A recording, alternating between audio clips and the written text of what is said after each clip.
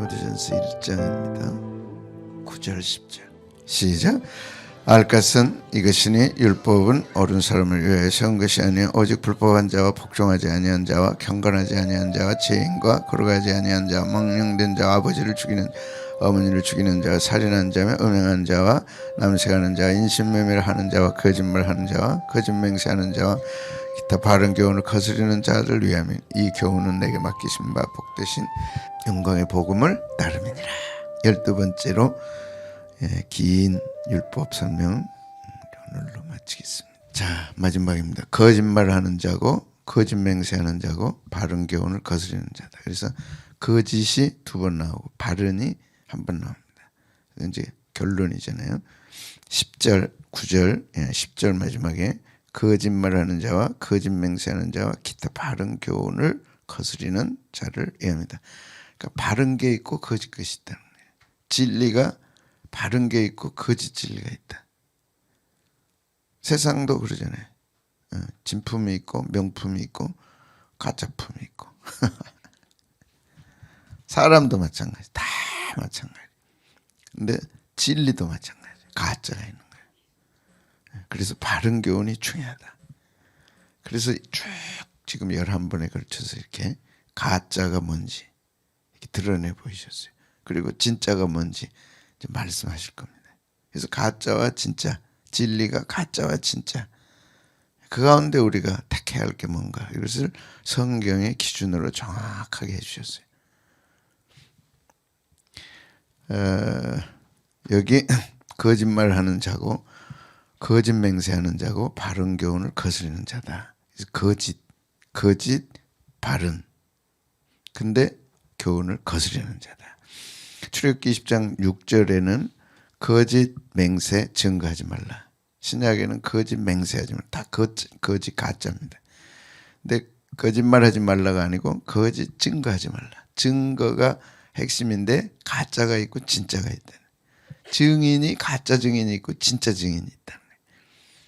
그래서 가짜 증인 하지 말라. 증인은 결정타잖아요. 뭐 옥신각신 할 때 내가 봤다. 내가 증인이다. 탁 나서면 끝나는 거예요. 법원에서도 딱 재판할 때 증거 딱 제시하면 채택되면 끝이에요. 죄를 지었든지 그것도 증거가 있어야 돼요. 그래서 증거 제일주의, 증거 재판의 증거주의, 성경도 증거주의. 증거가 없으면 채택이 안 되는 거예요. 근데 가짜 증인이 돼가지고 가짜를 가지고 지가 봤다. 가짜인데 진짜처럼 하지 말라는 거예요. 그래서 신약에서는 똑같이 물론 거짓말하지 말아야 되고 증인, 거짓 증인 하지 말아야 되고 그건 기본이지만 더 중요한 거는 가짜가 있다는 거예요. 그것이 가짜 형제, 가짜 사도, 가짜 선생. 이거는 세상에서 가짜도 힘들게 하고 어렵지만 진리에 있어서 가짜는 이거는 결정타예요. 진리를 가짜로, 복음을 가짜로, 신앙을 가짜로, 그게 이단이고 이단 이전에 거짓 교사가 있는 거예요. 그래서 거짓 형제가 있습니다. 거짓 사도가 있어요. 거짓 선생이 있어요. 뭐 있어요 또? 거짓 아비가 있다. 그래서 거짓에 대해서 집중을 오늘 세 번 말씀. 거짓 증거하지 말라. 거짓말하지 말고 또 거짓 맹세하지 말고. 결정타죠. 거짓 증인이 돼가지고 자기가 증거 거짓말로 해서 그 결정타가 얼마나 큰 어려움을 줘요. 절대 그런 거 하지 말라. 그런데 더 중요한 거는 진리가 가짜인데 특히 이 당시 초대교회 당시는 이런 일들이 너무 많았어요. 그래서 거짓 형제가 있다. 거짓 사도가 있다. 거짓 선생이 있다. 거짓 아비가 있다. 그 배후에 악한 마귀가 있는데 마귀는 거짓의 아비예요. 자, 거짓 형제 있습니다. 사도 바울이 여러 번 여행에 강의 위험과 강도의 위험과 동족의 위험과 이방인의 위험과 신의 위험과 광야의 위험과 바다의 위험과 이 위험들 전도하러 다니면서 얼마나 많은 어려움들이 있었어요. 그런데 거짓 형제 중에 위험을 당했다. 신앙 참 좋은 신앙처럼 하고 그런데 그게 가짜야. 사도 바울도 그 어려움을 당했어요. 위험을. 그러나 내 속에 오히려 염려하는 것이 있으니 너희를 위한 염려라. 내가 40에 하나 가면 태장을 맞고 사흘 동안 기품에 지내고 파선하는 배에 지내고 여행하며 강도인데 강의 용 강도 이런 많은 동족의 용 거짓 것들에 이런 것들이 나를 괴롭겠지만 그러나 진짜 괴로움은 너희를 위한 내 눌림이다. 왜? 고린도 교회가 사도 바울을 거짓 사도라. 이것이 나를 가장 괴롭게 했다. 그 얘기. 그래서 고린도 교회가 사도 바울의 사도권을 인정하지 않았어요. 그런 부류들이 있었어요. 그러니까 내가 육체적으로 당하는 이런 어려움들 얼마나 힘드냐. 너희도 알지 않냐. 그러나 더 괴로운 게 있다 내게. 너희들이 나를 믿지 않는 그 어려움. 고린도서 12장 자신의 자서전처럼 쭉 얘기해. 난 천국도 갔다 왔다. 그러나 내가 그걸 말로 다 할 수가 없어. 나는 그 지상에 그 어려움 다 당했어. 그것도 나는 힘들다고 하네. 왜 너희들이 나를 믿지 못하냐. 사도권을 부인하고 돈만 좋아하고. 고린도 후서 얘기. 얼마나 피눈물을 쏟았겠어요. 어려움 사도 바울이 얘기 안 해요. 할 수 없이 하는 거예요. 천국 얘기 안 해. 할 수 없이 하는 거예요. 왜? 자신의 사도권을 인정을 안 하니까. 그게 고린도 후서예요. 그 가운데 거짓 형제 위험을 당했다.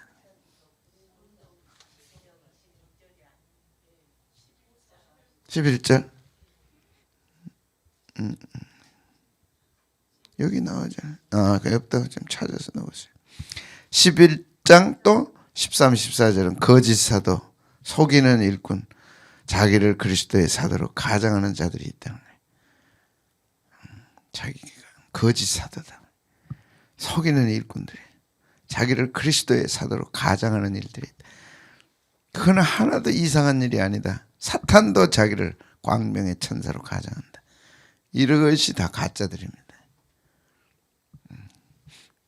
그 다음에 베드로서 2장 1절.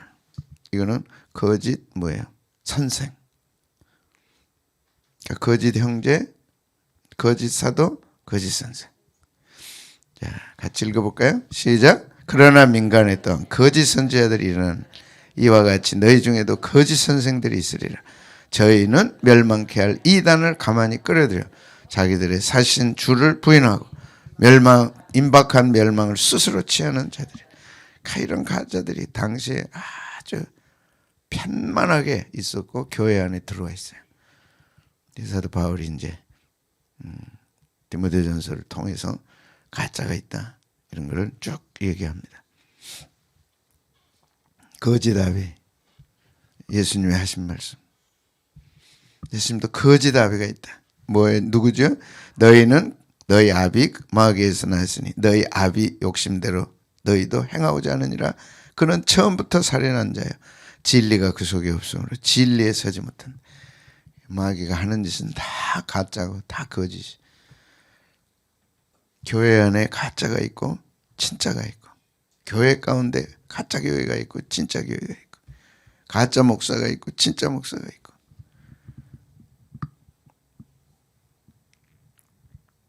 그 마음을 놓을 수 없는 거죠.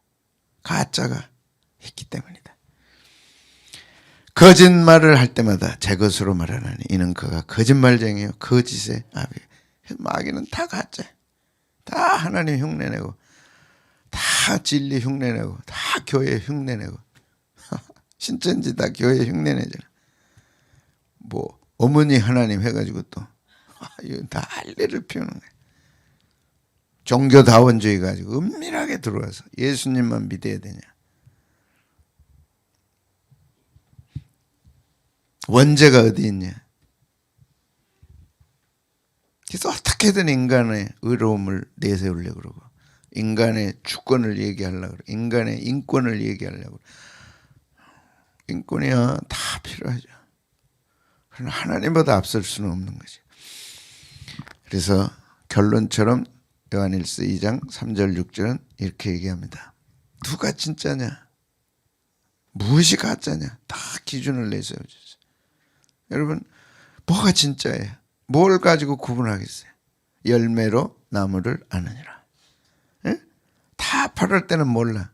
밭에 나가보면 다 곡식인지 가라지인지 잘 몰라. 근데 뭘로 알아요? 곡식으로 하는 거예요. 열매로 하는 거예요. 다 추수 때 이제 추수해보는. 그래서 하나님께서 이제 우리 주님이 오셔서 추수할 때 다 드러난다. 요한일서 2장 3절 6절은 우리가 그의 계명을 지키면 이로써 우리가 저를 아는 줄 알 것이요 저를 아노라 하고 그의 계명을 지키지 아니하는 자는 거짓말하는 자여 진리가 그 속에 있지 아니한 영지주의라고 하는 육은 악하고 정신은 선하다. 예수님이 육으로 오셨기 때문에 예수님은 하나님이 아니다. 교묘하게 교회 안에 퍼뜨렸어요. 헬라 사상 중에 이원론 꼭 아셔야 돼.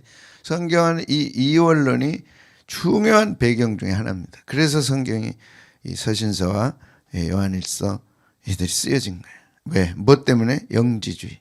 영은 선하고 그래서 지식은 선하고 육은 악하다. 그래서 예수님이 하나님이라면 아들이라면 육을 가지고 와서는 안 된다. 그래서 예수님이 육으로 탄생하셨으니 예수님은 하나님이 아니다. 이야, 그럴듯하잖아요. 왜? 그 당시 철학이 편만하게 그렇게 퍼져 있으니까. 육은 악한 거예요. 거기서 나오는 이단들을 이제 오늘 좀 설명하려고 그래요. 그래서 결혼은 금해야 된다. 음식 먹는 거 금해야 된다. 금욕주의, 금욕이 다 여기서 나온 거예요. 왜? 육은 악하니까. 육을 키우는 거는 다 악한 거다. 결혼하지 말라. 성생활 하지 말라. 결혼하지 말라. 음식은 금해야 된다. 그렇게 얘기하면 신비주의를 좋아하는 사람들은 그쪽으로 빠져들어가는 거예요. 그래서 신비주의가 나왔어요. 그 배경들이 지금 오늘 디모데전서 1장의 배경들이에요. 그리고 요한일서에서는 그럼 뭐가 가짜냐? 말만 하고 행하지 않는 사람들. 진리는 알고 그건 가르치는데 열매가 없어. 그 얘기입니다. 그들은 거짓말을 하는 자야. 그 속에 진리가 없다. 계명을 뭐하지 않는 사람들, 지키지 않는 사람. 그것이 율법주의의 방종주의. 요새 하지 말라면 다 줘야지. 주일 뭘 지켜? 새벽기도 뭘 해? 하지 말라는 거야. 그렇다고 또 율법주의로 묶어가지고 해야 된다 또 이게 나오는데 이것도 아니야 또. 오늘 우리는 뭘 해야 돼? 말씀만 지키면 되는 거야. 이 말씀은 진리가 아닙니다. 율법이 아닙니다. 나 율법은 선한 것이고 지킴으로써 우리에게 감사와 기쁨을 주는 거죠. 이런 아주 신실하고 진실하고 하나밖에 없는 이 진리가 기준도 되지만 아슬아슬한 거예요. 그래서 말씀은 배워야 돼. 잘 배워야 돼. 자, 다시 읽습니다. 시작. 누구든지 그의 말씀을 지키는 자는 하나님의 사랑이 참으로 그 속에서 온전케 되는 이로써 우리가 저 안에 있는 줄 알 것이다. 저 안에 거한다 하는 자는 그 행을. 그래서 요한일서에서는 그 행함이 뭐냐? 하나님을 사랑하고 형제를 사랑하는 거다. 결론을 내는 거예요. 하나님을 사랑하고 형제를 사랑하는 거예요.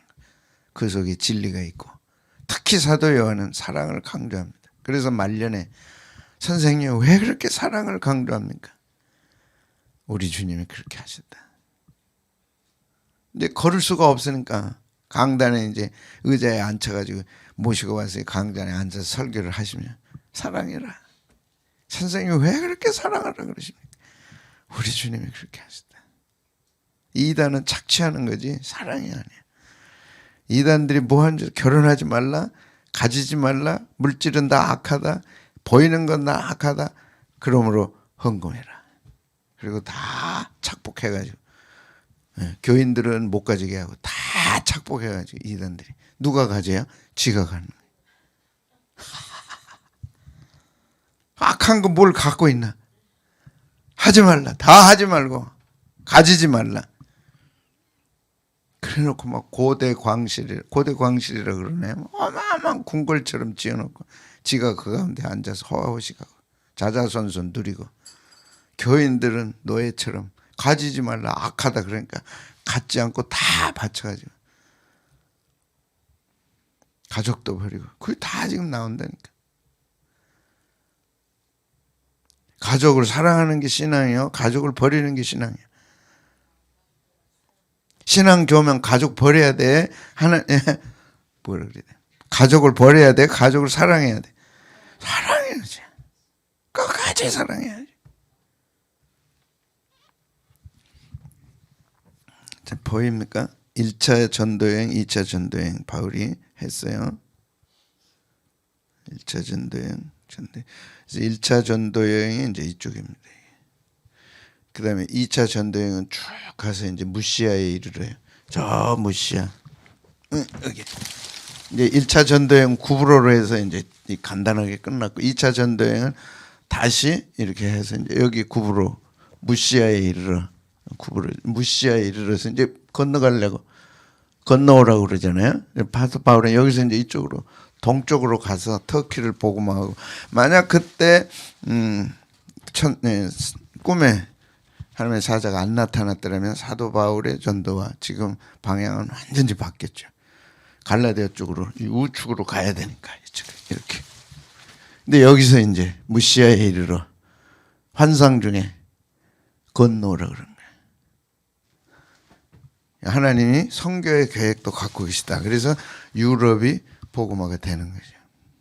그래서 2차 전도에, 그래서 빌립보와 에베소 쭉 해서 이제 다시 돌아서 옵니다. 그다음에 이제 3차 전도여행 이제 로마로 가는 거니까, 3차 전도여행은 예루살렘에서 이제 쭉 해가지고 이렇게 해서 이제 로마로 해서 압송돼서 투옥되죠. 재판받고. 그리고 그 안에서 2년 동안 귀족들 또 높은 사람들, 지위에 있는 그런 사람들을 주로 만나서 로마가 복음화되는, 100년에 복음화되고 정복되는 큰 역사를 이뤘어요. 그리고 잠시 이제 풀려납니다. 그래서 4차 전도여행이 있는 거죠. 그래서 로마에서 스페인으로, 그 다음에 쭉 지중해로 그리대로 해서 이렇게 이제 이렇게 다시 로마로 가서 순교를 당합니다. 그때 에베소에서 디모데를 만나가지고 에베소 교회를 부탁해요. 그래서 네가 이제 에베소 교회 목회자가 되라. 그리고 빌립보로 갑니다. 그러니까 빌립보에 가가지고 다시 이제 디모데를 만나려고 했는데 만나지를 못해서, 지금 같은 비행기로 가고 뭐 할 때 못 만났어요. 그래서 편지를 씁니다. 그것이 디모데 전서예요. 그 다음에 투옥돼가지고 순교 당하기 전에 쓴 게 디모데 후서. 디모데 전서 2번에 걸쳐서 사랑하는 아들, 믿음의 아들 디모데. 첫 번째 편지는 목회에 대한 거, 두 번째 순교당하기 전에 디모데 후서를 쓰죠.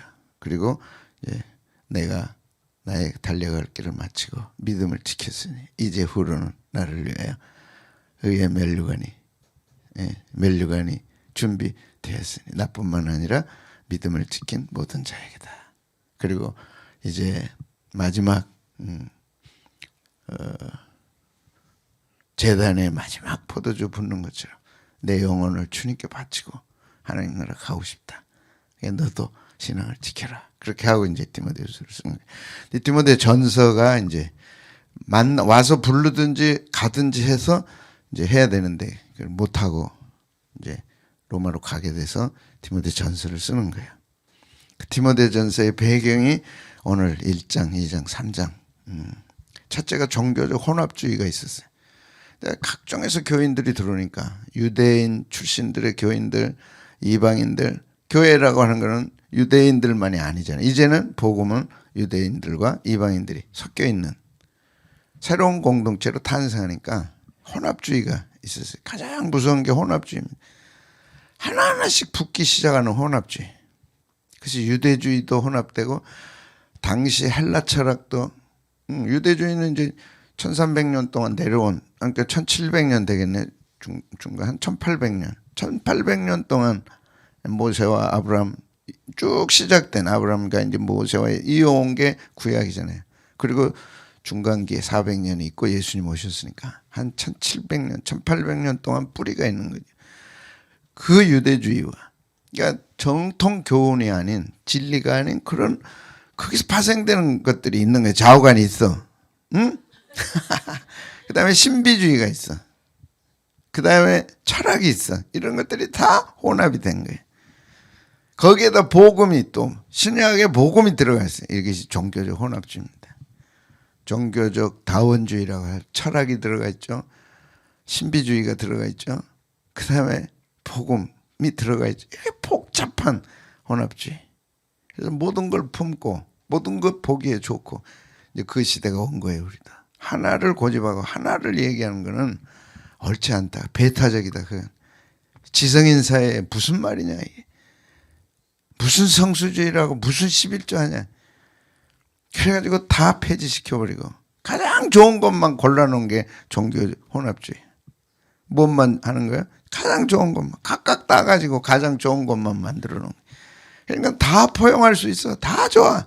지성인들이 특히 좋아해. 절대 혼합되면 미혹되면 안 되는 거야. 그래서 율법에 관해서 말씀한 거야. 다시 율법은 선한 거다. 바르게 쓰면 선한 거다. 사람은요 육체를 갖고 있는데 육체는 타락했잖아요. 좋을 대로 놔두면 신앙 지킬 사람 하나도 없어. 뭘 신앙을 지키냐. 그냥 가면 되는 거지. 신앙 지켜야 돼 안 지켜야 돼. 여러분 하도 들어가지고 기가 지금 백기. 지킬 필요 없다는 거야. 힘들게. 인생도 힘든데 무슨 종교가 그렇게 복잡하고 무겁냐. 뭘 짐질라 그러냐. 다 혼합주의. 혼합주의는 여기 봐도 좋고 저기서 봐도 좋고 좋은 것만 따가지고 철학에서 좋은 거 종교에서 그 종교의 하이라이트가 신비주의 아니에요. 신비주의 추구한 사람들 조심하세요. 독수리가 채갑니다. 특히 우리나라에는 신비한 것들이 많아요. 셈족이기 때문에. 그다음에 신화와 족보지상주의. 유대교에서 내려온 한 1800년 가까운 아브라함의 후손으로서 쭉 내려왔던 게 얼마나 신화, 예? 족보. 그래서 신화와 족보에 참여하지 말라. 헛된 거다. 우리나라 경상도 그 안동 김씨 내려오는 그 거기에 붙고 붙으면 얼마나 신화가 되겠어. 말 잘하는 사람들 쫙 13대 할아버지부터 시작해가지고 쫙 내려오면 그게 지상례. 특히 육체의 부활을 부인하는 거예요.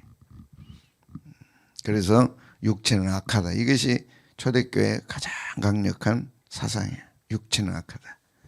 그래서 영적인 거, 신비주의. 그것이 영지주의. 영과 육은 나눌. 복음, 주님이 기뻐하는 건 영과 육을 나누지 않습니다. 기도 많이 하는 사람은 거룩한 사람이 기도하는 사람 안 하는 사람은 날라리다. 전혀 아니에요. 기도 속에서도 경건주의가 있고 신비주의가 있고 자기가 우선이 되고 예수님 없는 기도, 신비주의. 그래서 기도원이 얼마나 좋아요. 그러나 기도원주의에 빠지면 또 다른 복음에서 떠나간 또 희한한 거짓 사상이 생기는 거예요. 우리가 깜빡 속는 게 경건주의 아니에요? 기도 많이 하고 목사님들 중에도 살쪄가지고 좀 기름지면 좀 기도도 안 하고 은혜도 안 되고 그래요? 바짝 말라가지고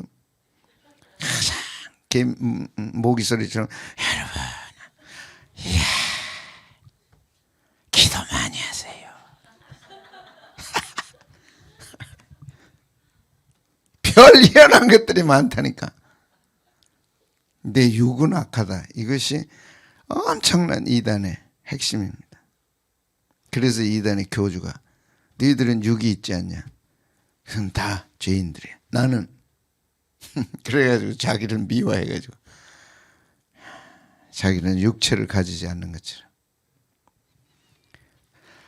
그래 금욕주의가 나온 거야. 그래서 디모데전서에 혼인을 금하라.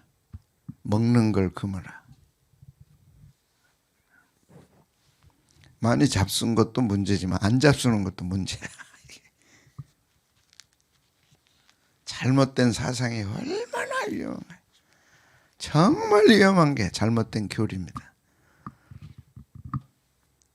하나님은 기쁨을 주시는 분이야. 그러나 쾌락주의는 아니야. 하나님은 잘 먹기를 원해.